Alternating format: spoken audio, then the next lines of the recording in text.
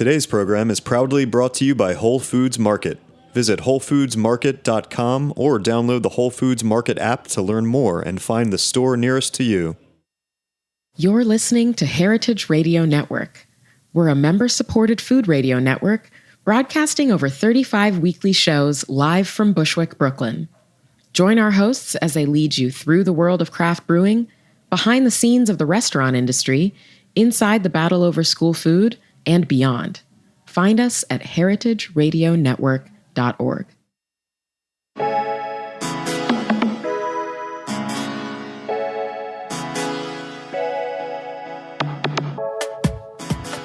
Welcome to The Line here on Heritage Radio. I'm your host, Eli Sussman, co-owner and co-chef of Samisa Restaurant in Brooklyn. Today on the show, my guest is Chef Daniel Holzman. He started his professional cooking career at the age of 15. He attended the Culinary Institute of America and has worked at many top West Coast restaurants. In 2010, Daniel returned to his hometown of New York to open the Meatball Shop with his good friend Michael Chernow. They now have 6 locations in the Meatball Shop with a 7th on the way that we'll probably talk about today. Daniel has appeared on Good Morning America, The Today Show, and The Tonight Show, and he has had his work published in Saveur and The New York Times, among other publications. Daniel, welcome to the program. Thank you so much for having me. Wow, how's my radio voice? Pretty good. Is it sexy? Because I just woke up. Drop it like 2 octaves. Octaves. Yeah, there you go. Barry White style? Yeah. There is a line that is always... Is the bell for because I said sexy? I don't know what that Every bell time I is say for. sexy.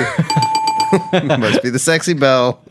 There is a line that's always mentioned about you in articles, and it's about your early start. It's this... The sort of myth is that when you were 15, you went to Bernardin and you started cooking there, and obviously Eric Repair, the famed chef running Bernardin, and then you went on to CIA with a full scholarship from the James Beard Foundation. So that's a lot to kind of unpack right there. I want to start right there. How did you end up in a kitchen at 15, and how did you end up at Bernardin, one of the top restaurants in the world, being able to even get your foot in the door? First of all, you said there's a myth about you, which is great. That's the first time there's ever been a myth about me, I think, and I'm really that was a goal, so I can check that off the list. A mythical creature. I was working at a restaurant called, where was I?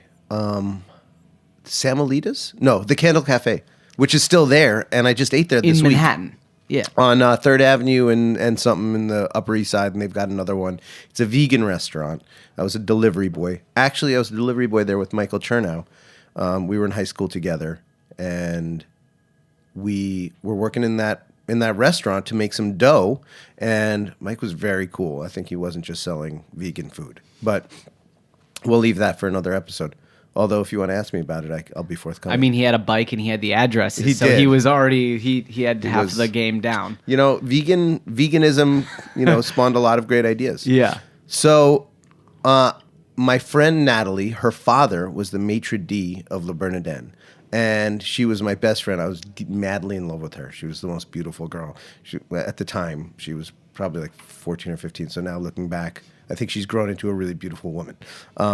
And her father or her mother kind of like discovered me in this restaurant working in the kitchen because I was obsessed with the kitchen. Because the people in the kitchen were so cool. They were like tattooed and there was fire involved. They got all the respect. And so her father, seeing me in the kitchen, was inspired to bring me into the restaurant. He got me an interview with Eric. And I remember I went after school and I showed up. It was like 3:15, and he showed up at like 3:30, and he goes, you are lucky that I was taking a haircut because you are late, and otherwise you would be fired. And I was like, I'm like 14 years old.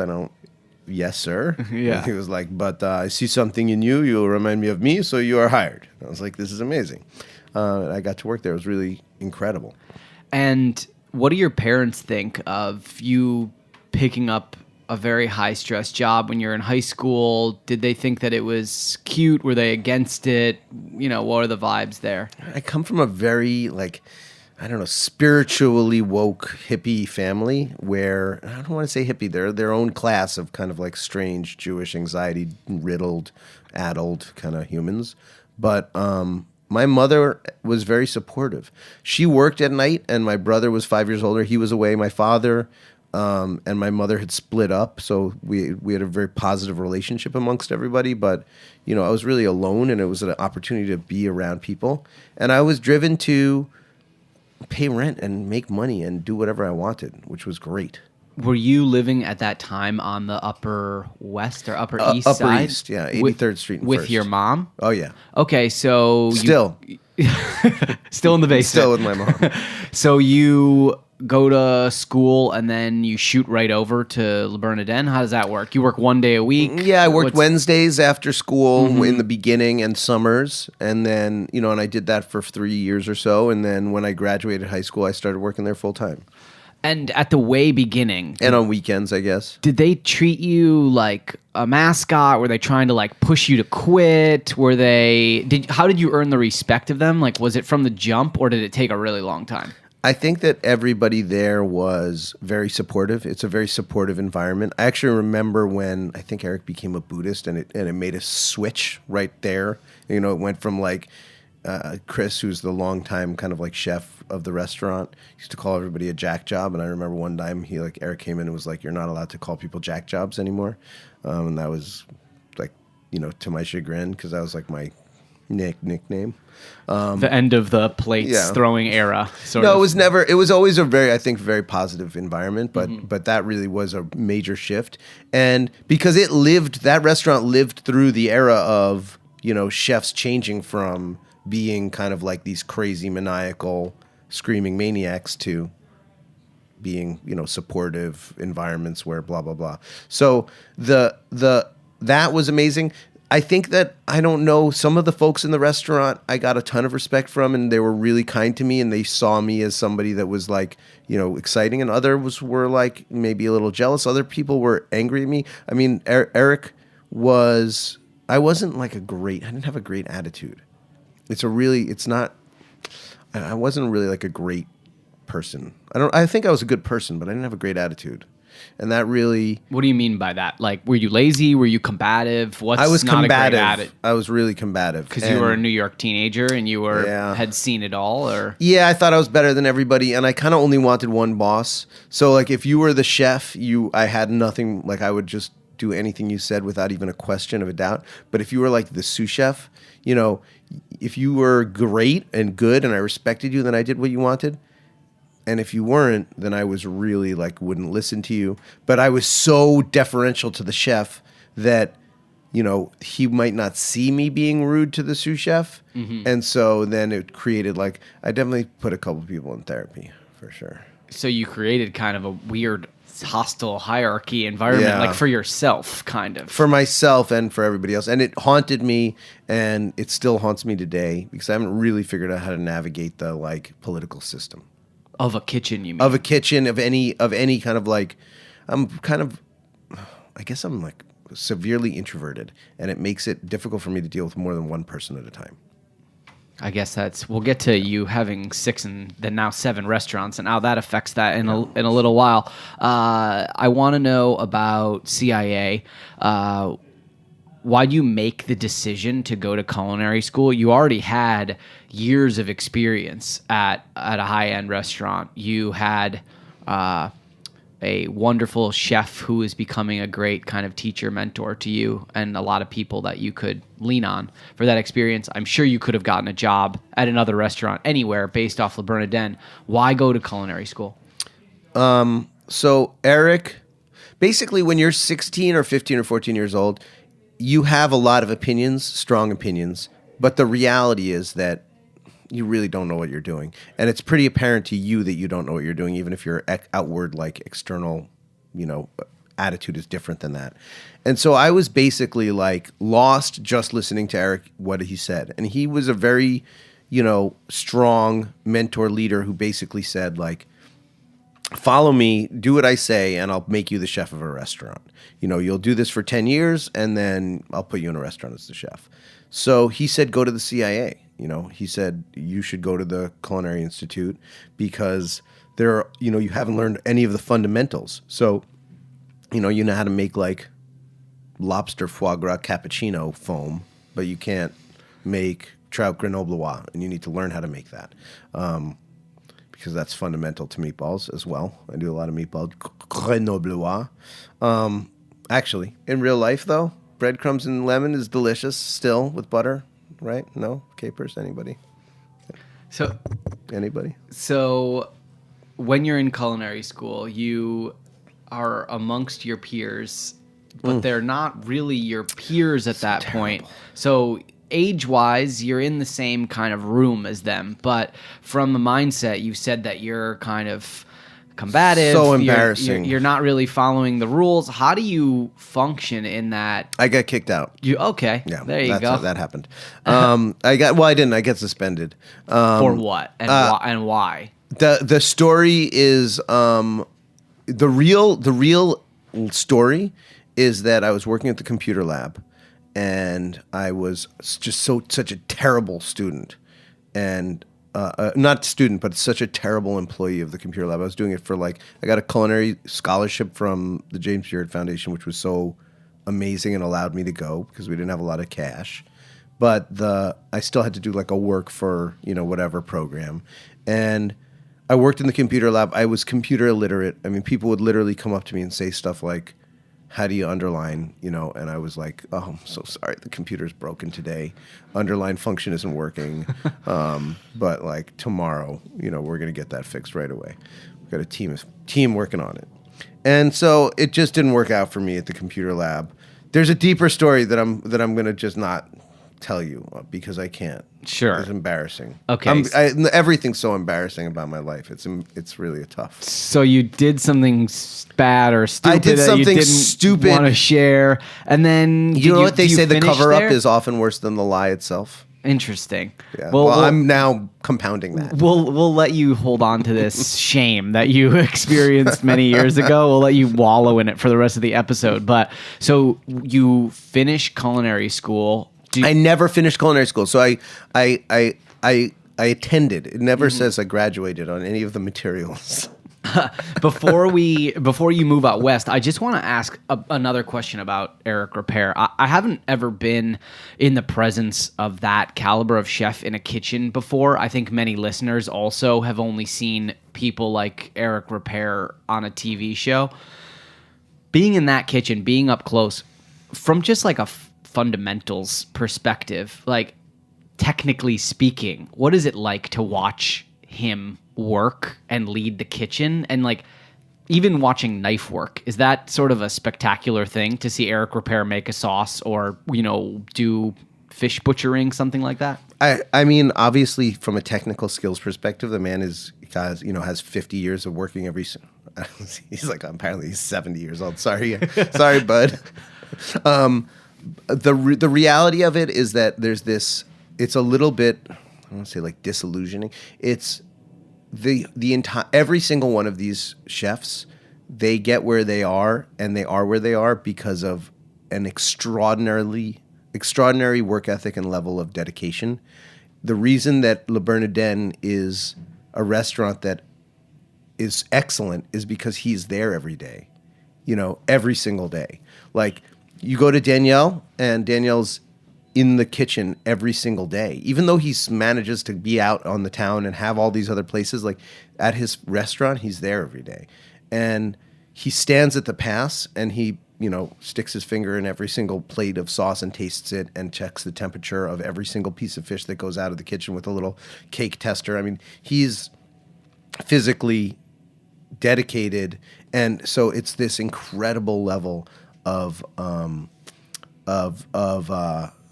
losing the word, but it's something that I definitely don't have, and it's something that when I recognized that, it was really it was very difficult for me to kind of reconcile. It's like a singular pursuit of perfection, right? Yeah. That location is their world to everything. Them.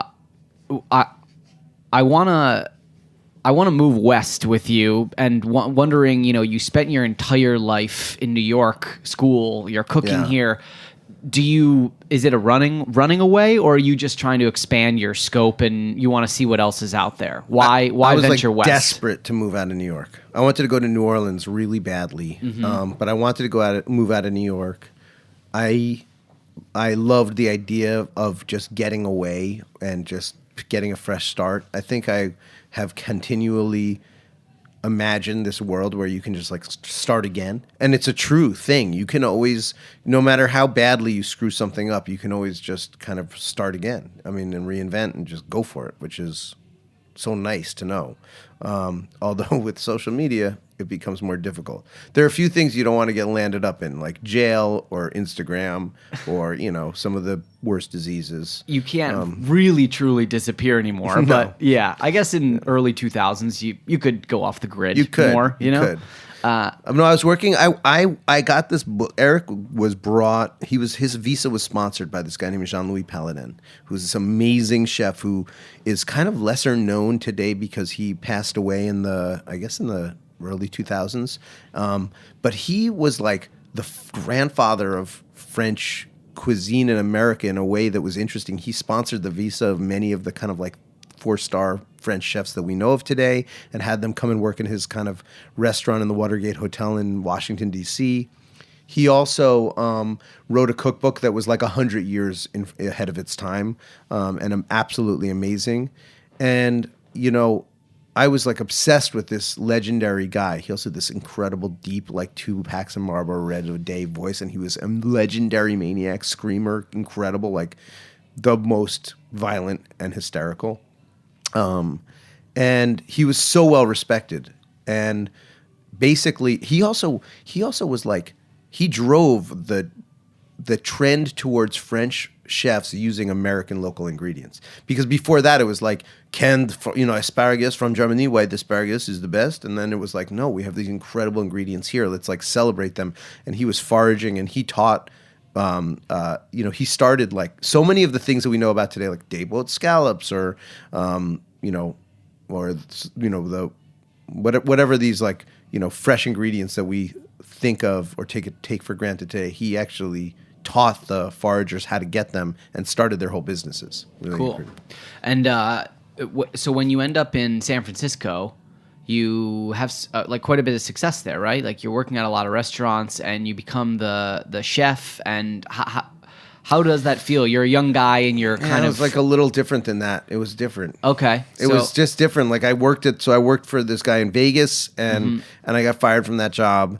And then I went to San Francisco. I called Eric and he got me a job out in San Francisco. And for working for Laurent Manrique, who's an amazing chef also. And really, I learned so much from him. And that was the one job I didn't get fired from, actually. Laurent Manrique. I still have a good relationship with him. Could you just like knock it out of your own way? Why were you getting fired? Because I had such a terrible attitude. I just had such a terrible attitude. Like I really thought I was better than everybody else. And it was terrible. And it was just, I just made no friends. I had a really, really hard time with that. I don't know why I was such a dick. Do you now look back at that and think that you needed to act that way to get where you are, or did you wish that you went a totally different route? Oh man, I wish I went a totally different route. You are successful despite your flaws. Everybody that's has a bad attitude and thinks that they're holier than thou, we all share this opinion, which is like, if I hadn't been a asshole and gotten fired, I would have been stuck in that job and I would have been a sous chef and I wouldn't, because I got fired from every job, I was able to have 15 4-star restaurant jobs and it's like, actually, dude, no, like you're successful despite your flaws. It means that you have great qualities that hopefully people see through, just like everybody does. And as soon as you're willing to drop the attitude and humble yourself and realize that, certainly a restaurant does not work with one human being, and maybe Masa does it. So what moment really does humble you, though? I mean, you keep saying... beaten down. You keep saying I was badly behaved, I couldn't work with others, but now you have to, you employ over 100 people, you are a leader of a business, you have to be, responsible to a certain degree. Where's the turning point where you go from... I'm a dick and I get fired from a lot of jobs to, all right, I have to step up now and make a change in my life in order to achieve probably personal happiness and also personal success? Yeah, I think that comes from First of all, I'm still struggling with this idea of what it means to really respect people and work with people. And there's a dream that as you grow through the ranks of restaurant and then become the chef, everybody will have to listen to you, and then you don't have to be but that's just complete fallacy, because as soon as you become the real and true boss of something, then all of a sudden it's like you're beholden to everybody, and everybody becomes your boss because you need these people in a way that you never recognize. Like, I always thought that, I needed my boss. I didn't realize how much the boss needs you. And today, more than ever, right, with the staffing crisis, quote unquote crisis, the issues that we have difficulty-wise with staffing. And so, I think that just having a restaurant for the first time where truly it was 100%, I felt the responsibility to the investors, to the guests, to my family, to myself, to our employees, that was a really sobering experience. Like, the Meatball Shop, when it opened up, it wasn't Le Bernardin. It was nothing. It was just some restaurant that served meatballs that no one had heard of. And it wasn't like we could hire, chefs that were lined up to come and learn the art of meatball making. It was like we had to put a Craigslist ad up for, dishwashers and then treat them well, or they walked out because we were paying minimum wage or whatever that was, and you could get an easier job down the block. So that's just humbling. Like, when you're standing there by yourself on the line trying to cook for everybody, and your service is going down because your food isn't coming out of the kitchen on time because you decided to be right instead of, instead of keep your employee, well, then, you learn the hard way. We're going to take a quick break, and when we come back, we're going to really dive into moving back to New York and talking more about building the Meatball Shop with Michael. Stick with us here on The Line on Heritage Radio.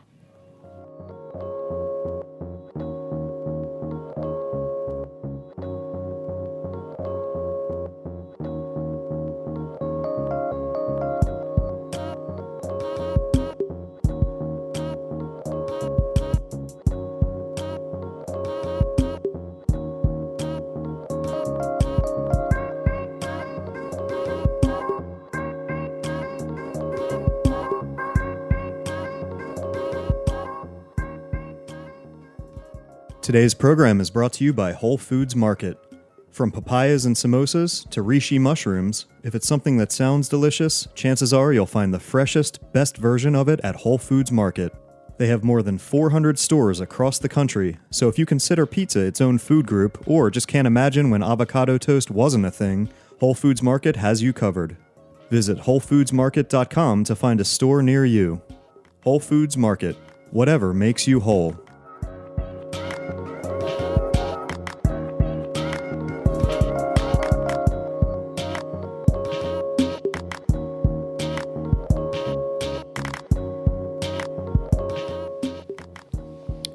Welcome back to The Line here on Heritage Radio. I'm your host, Eli Sussman. Today, I'm joined by Chef Daniel Holzman.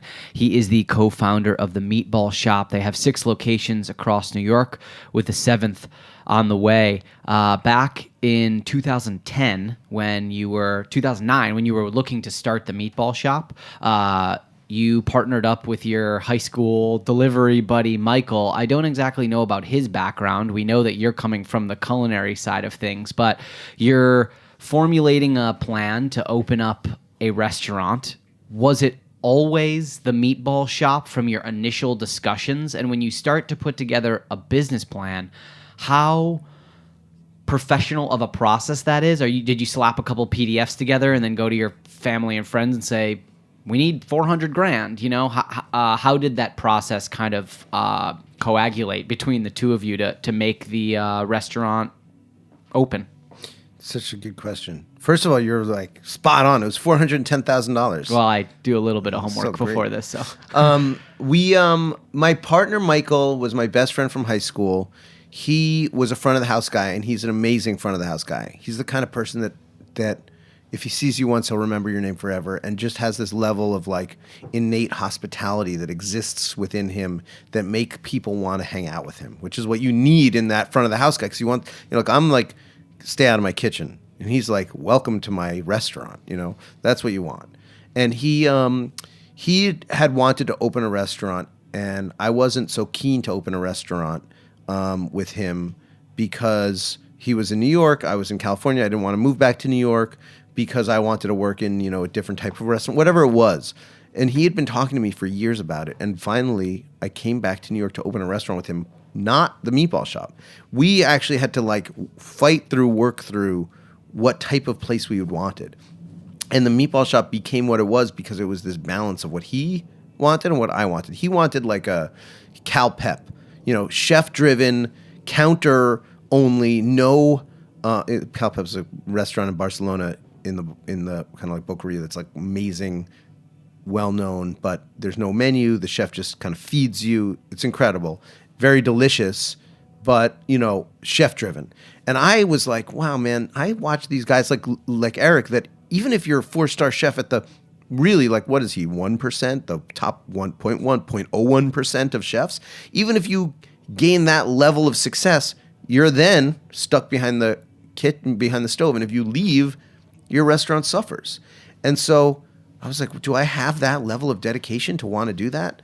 So I wanted to open something. And then I was also inspired by the slow food kind of organization's kind of goal to, why does cheap food have to be poor quality or why does good food have to be expensive? Why can't a restaurant be both a fun place to work and also have a place that had food you were proud of making?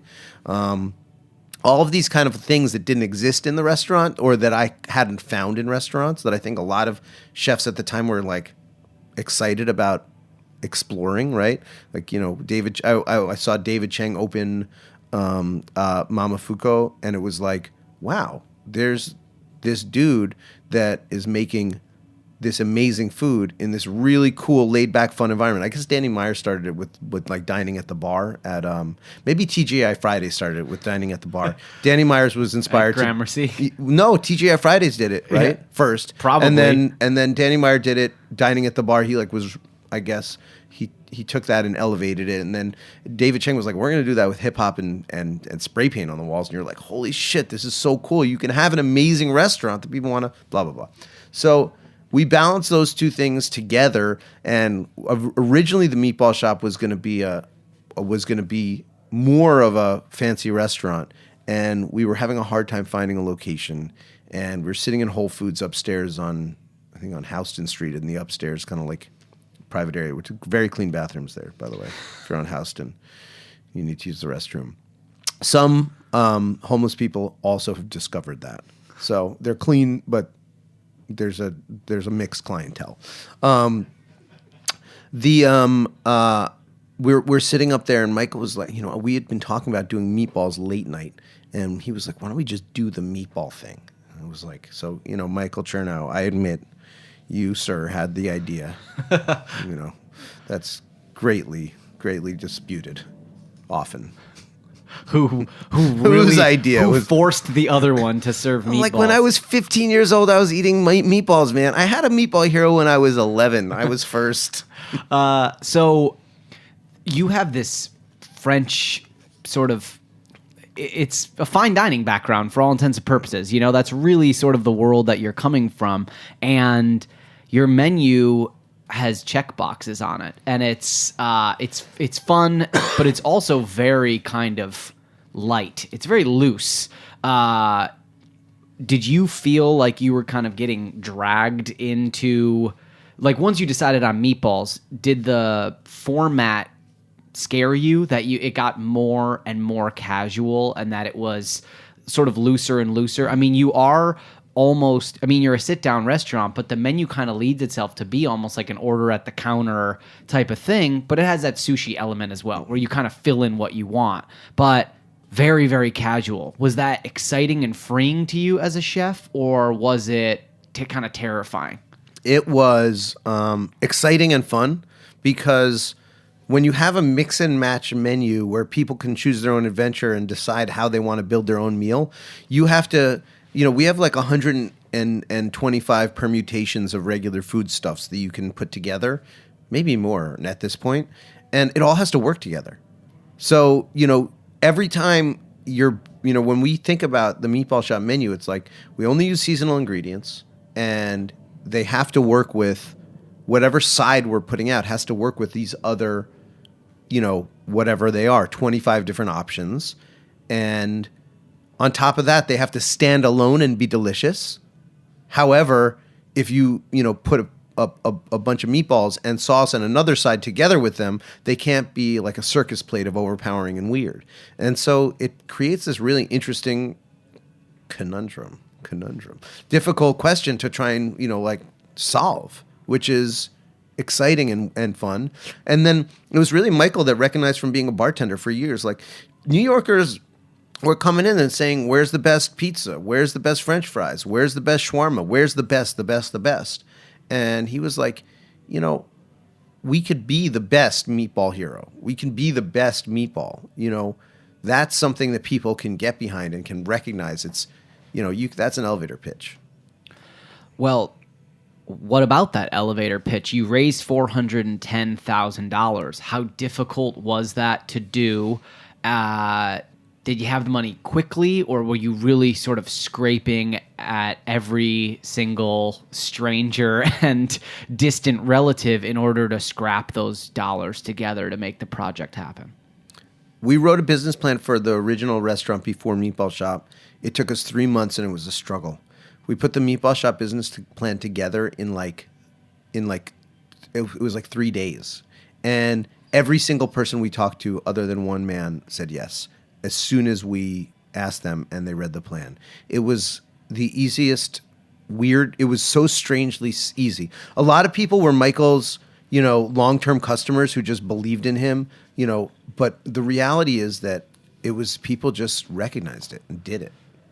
You open and it's successful, and then after basically a year, even less than that, you start signing leases, right? You sign 2 more leases in the first year. And you had been in restaurants a long time. Michael's been in bars a long time. You must have known the inherent risk of doing that. Why did you do that? Was there pressure from investors to do that? Pressure on yourself? No, it was like, I don't know. I guess I just have this feeling like my friend Roy Choi, he's an amazing chef out in Los Angeles. I went to culinary school with him, so I've known him for like 20 years. He's got Chago and Pod and a lot of great places. He was like the godfather of the food truck or whatever. We used to play poker a lot together. We used to play poker a lot together, and he would impress me because, when he gambles, at the end of the night, he puts it all on the line, and he's like, either I'm going to go home losing the $20 I put in the beginning, or I'm going to go home with way more than I ever expected. And that like, for me, when I was always so scared to try and do anything because I never wanted to lose anything that I had. And he was so free that he would win. No one remembers when they lost that $20, but everybody remembers when they like doubled their, fortune or whatever. And so that really impressed me. And the Meatball Shop for me was like, we don't want to just have one Meatball Shop. We want to have an empire of meatball shops. It could be amazing. We want to change the world. We want to create a model for restaurants that's better than other places have been in the past on every level. The amount of money we pay our investors, the way we treat our employees, the way every aspect of it. And I'm a big believer in the democratic, capitalist, you vote with your dollars, not at the ballot box. Like, go to the ballot box. We all know what difference that makes. 0. God bless America. But we really do make a difference with the dollars we vote with every single day. Every dollar that you spend goes to somebody that you are believing in, hopefully. And that experience for me was like, the bigger the Meatball Shop becomes, the more we can do. And if I'm scared to lose one, we'll never get anywhere. So we should just double down. So you do double down. You go big. You go after this multi-unit expansion plan. It doesn't work out at first the way that you want. There is a couple years where there's a dip. They begin to actually all kind of underperform based on your expectations. And I know that you've talked about this before, but I was hoping that you could speak from a restaurateur business person standpoint about what that means from an underperforming perspective. Like, are you losing money? Are customer complaints going up? Like, what are the metrics that you and Michael and perhaps your investors use to kind of quantify that things were going off the rails? Because what's really fascinating to me about this is that you realized it, you assessed it, and you changed your course. What did you see happening, and then how did you kind of course correct it, and how long did that take? I think we saw it. It was internal. That it was kind of only internally. Maybe even our investors didn't notice it. When you work in a restaurant every day, you can tell how it's going well before the numbers are represent that. And you can tell what's going on well before you see the effects. It takes a long time for it to kind of filter through to Yelp or even and start to change scores, whatever that means. So I think the metrics for me were, first and foremost, the sales. When you open a second restaurant, you kind of just expect that it'll be a mirror of the first restaurant times the number of seats you have. That's just a complete fallacy. The number, your sales are, and how many customers are going to come in is a complicated kind of like equation to crack, and it has to do with the neighborhood and so many other factors, right? I mean, that's like the holy grail of the restaurant expansion when it comes to chain restaurants is how many square feet, how big should I make it based on how many people are going to come in? Because if you make it too big, you have a staff that's too expensive and can't support. And if you make it too small, then you're leaving money on the table. So I think that in general, just not knowing how to run, like neither Michael nor I had ever worked in a chain restaurant, first of all, right? I had kind of held my nose up against these restaurants, as been snooty about it. And that was a real flaw because, obviously you can learn so much. I mean, I looked at McDonald's and I was like, oh, this McDonald's, it's like I look down on the quality or whatever. But when you think about the reality of what they've accomplished, whether you agree fundamentally with their whatever, it's amazing what they've accomplished, right? Yeah, the vertical integration and the sourcing and logistics are kind of maddening. Like Hitler would be a good example. That would be a good example. Like you could say like I don't agree with what he did, but he did a really good job of it for a while there, and so fundamentally you could learn if you studied his technique. Right? I imagine you left that out of the business plan for your expansion business plan. Look at our efficiency.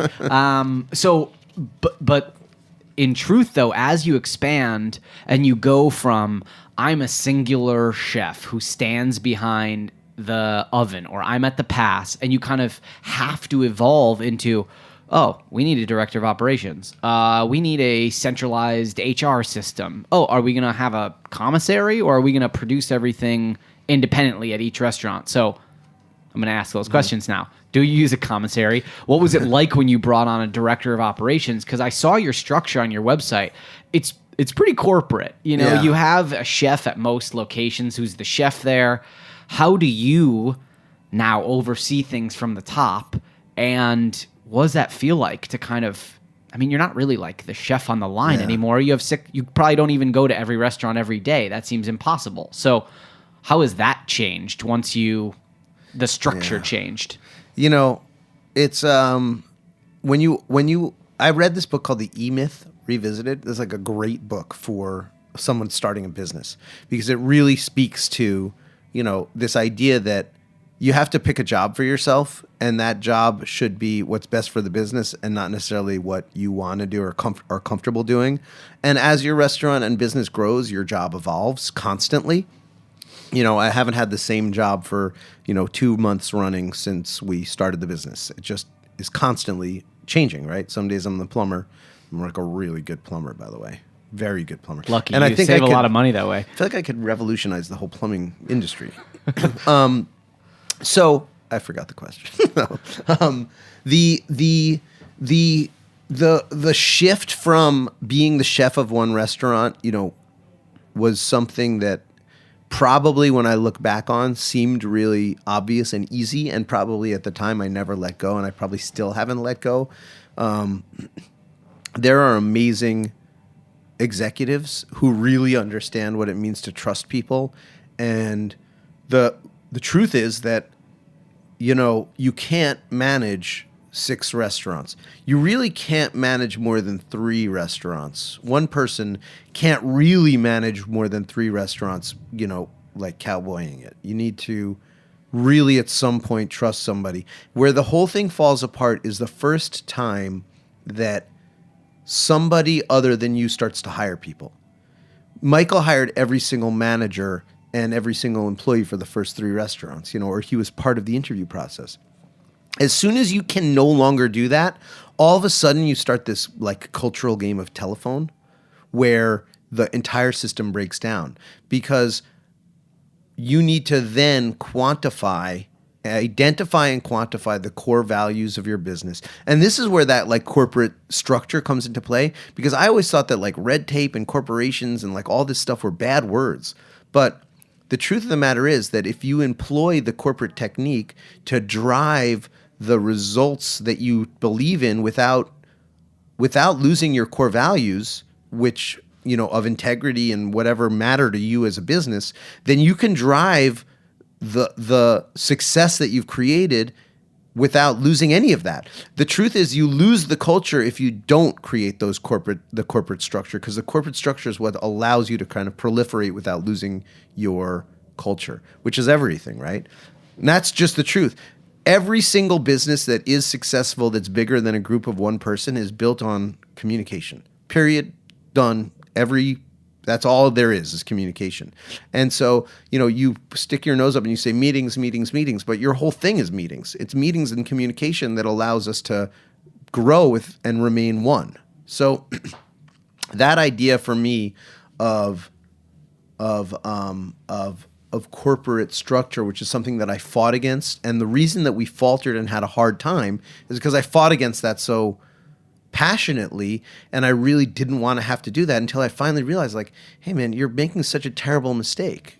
You're sabotaging your organization's ability to thrive because you're rules allow people to understand what they can do, not necessarily what they can't do. So if I make a really hard, fast rule that says, you can only play within these boundaries, what that really does is it allows somebody to understand exactly where they can play, and then they can thrive and grow and play, with abandon within that area, if that makes sense.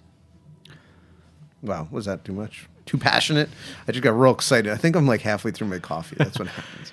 The trend that is happening a lot in the restaurant industry from a expansion standpoint is you establish your brand, you maybe open up 3, 4, 5 locations, and then the VC folks the venture capital folks come knocking and they say, had your food, love it, see the room, love the vibe. You guys know what you're doing. We're interested in blasting off 100 of these and having you be in Minnesota and Iowa and all over the place. Have those people come knocking yet? And have you decided to go down that path of large expansion? If yes, please talk about it. And if not, what are your and Michael's goals for further expansion of Meatball Shop?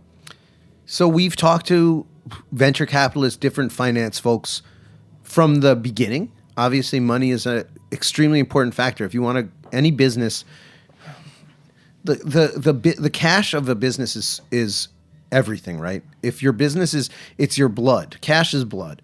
And so just like a human being, if you go low on blood, you start to have a hard time functioning. If you're low on cash, you have a hard time functioning. If you run out of cash, you're dead. Done.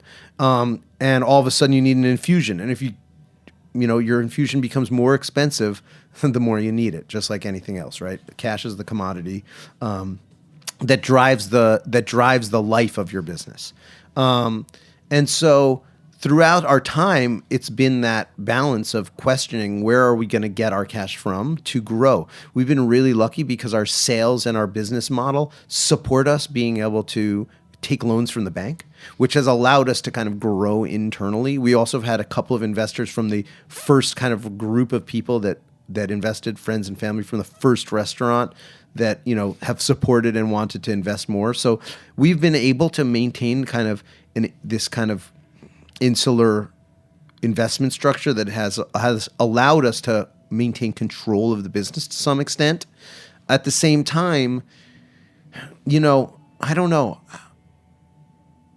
I don't know that. I guess we want to have 100 meatball shops. I don't know that I want to run 100 meatball shops. I know that I do not want to run 100 meatball shops. Like, it's fascinating to learn how to open 5 and 6 restaurants.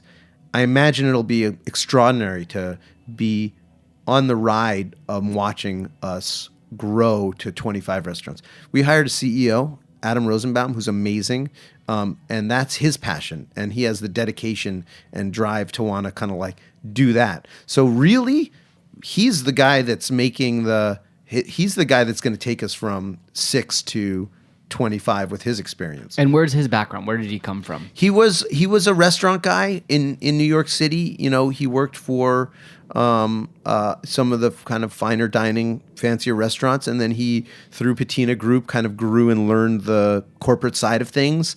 And he also worked in boutique fitness and grew Flywheel for many years and helped them to expand. So he had a really perfect balance of understanding what it means to be a from scratch, individually run restaurant that's based on quality and customer service, while also recognizing the necessity for what we talked about earlier, the corporate structure and the core value and et cetera. So that's the evolutionary change of right now. I guess my job, Michael's job, goes from doing a day-to-day job of running things, all of a sudden recognizing there's somebody better either below or above you to do that same job, right? So Adam's my boss. I work at his behest. You and Michael have known each other for 15, 20, 25 plus years now, something like that. And you have started off as friends, and for a long time now, your lives have been very intertwined as business partners. How difficult has that been to be a business partner with someone that you know so closely? Advice, suggestions for people that are looking to start their own thing and are looking for a business partner. They don't want to go it alone. What do you tell them about when they're looking for the person that they should partner up with? I think that having a friend, first of all, there's this fallacy that being friends with somebody is a terrible choice for being business. However, what I would say is you have to understand what that friendship is based in. Is it based in the mutual respect of somebody's working ability, or is it based on the fact that you enjoy? Like Michael and I were friends because we were best friends. So we enjoyed like vacationing together, and we saw the best of each other, and we were in the best mood when we were together. And so when you work with somebody, that's a different, it's under different circumstance, under different pressures. And we were unprepared for that because we hadn't worked with each other before. So I would suggest that friendships that are born of business make easier business partners than business partnerships that are born of friendships. Certainly there's more gambling involved in the latter. And so for Michael and I, there were times of great, great, great difficulty, because when I say to a business person that I'm working with that I think your idea is bad, hopefully in a nicer way, you have a shitty idea, you're a shitty person, you're shitty ideas, you are like, wow, that guy's a dick, but we're business partners and he's telling me my idea is bad. When I say that to my best friend, all of a sudden it's like, hurts your feelings. And when you put that kind of like intangible, you hurt my feelings into it, it becomes complicated. And the worst thing for a business is to not be honest and let somebody know, like, hey, this is a bad idea. The only other problem with that is like, no one thinks their idea is bad. And frankly, You might be wrong. It might be a good idea, even though you think it's a bad idea. And so that becomes a really difficult balance when you're friends with somebody. And our friendship has over time evolved, just like our business relationship. Not either one of us being the boss right now and having this CEO, that really changes everything, because all of a sudden we can both support passionately and understand our roles are not in any way, we're not competing with each other. And did I read that you actually brought in someone outside to kind of help you work through a lot of those issues? We did. We went to all kinds of psychiatrists. It was great. We went to couples therapists, which was not, there are business therapists. They're not called therapists. I forget what they call them, but they're basically business, they're like coaches or business something, coaches, right? Yeah, that are better. When we went to a, couples therapist, basically, which was funny, and we thought it was good. They really work on the relationship and the communication. And for us, that dragged up a lot of difficulty, whereas business coaches really talk about respecting one another and the structure. Because the truth of the matter is that Michael is great at what he does, and I'm hopefully great at what I do. And we both have an opinion, and we're both good at each other's jobs. Michael's a really good cook, and I can be a good bartender and a good, front of the house guy if I put my mind to it. But that's not what I'm great at. So even though the other person, I might be better in a moment at something that he might be great at doing, allowing the other person to make a mistake and having the boundaries to say, this person is learning through their mistakes, and it's not going to kill the business, and it will, but hurting your relationship will kill the business. It's like, it's like you have to lose the battle to win the war kind of thing sometimes. You came in this morning with your on your shoulder. You always have a camera with you. I do. For all your life, you've loved photography. What is it about photography that really speaks to you, and what does that have anything to do, if it does, with your culinary passions? Camera is one of the greatest ways to hide that exists. As a person who's generally introverted in a extroverted world, like, in a restaurant where you're constantly having to talk to people, you can hide behind the camera. And the best thing about a camera is that when you put it to your eye, it makes the other person feel more uncomfortable than you. And so it immediately ends a conversation and they want to get away. So you carry your camera with you if you're introverted, but you have to, navigate an extrovert's world. That was me putting down my coffee. Daniel, thanks so much for joining us today and telling us about building your business and expanding and all the headaches and heartache that can come with it. Hoping that the 7th location that's opening up soon is a success. Washington, D.C. Wow. We're bringing balls to the wall. No, that was when we were going to open in Wall Street.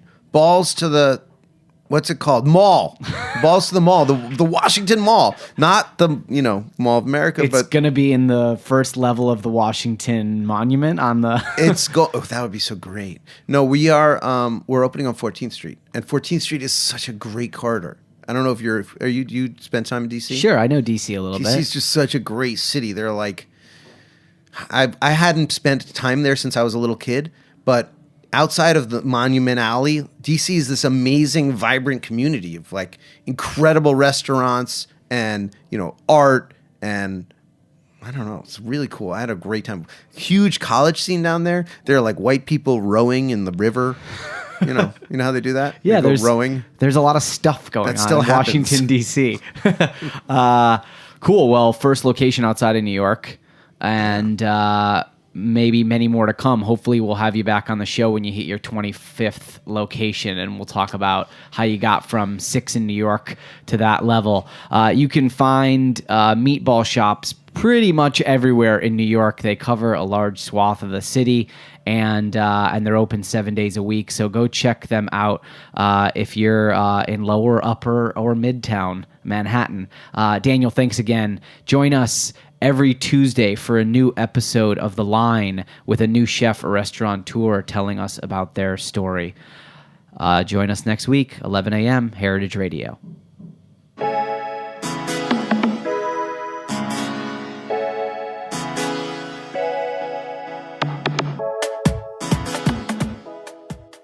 Thanks for listening to Heritage Radio Network, food radio supported by you. For our freshest content and to hear about exclusive events, subscribe to our newsletter. Enter your email at the bottom of our website, heritageradionetwork.org. Connect with us on Facebook, Instagram, and Twitter at heritage_radio. Heritage Radio Network is a nonprofit organization driving conversations to make the world a better, fairer, more delicious place. And we couldn't do it without support from listeners like you. Want to be a part of the food world's most innovative community? Rate the shows you like, tell your friends, and please join our community by becoming a member. Just click on the beating heart at the top right of our homepage. Thanks for listening.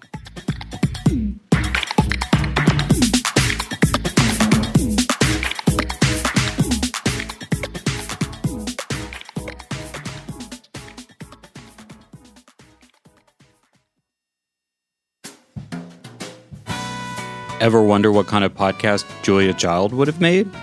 Probably would have been one where she introduced you to all of her latest discoveries and favorite people. And that's exactly the tradition we're following on Inside Julia's Kitchen, the podcast of the Julia Child Foundation for Gastronomy and the Culinary Arts. Join me, Todd Shulkin, your host, and the Foundation's executive director, as I bring you inside the Foundation's world to meet the bright lights of today's food universe, just as Julia used to do from her own famous kitchen. New episodes air on Heritage Radio Network Wednesdays at noon Eastern. Listen in.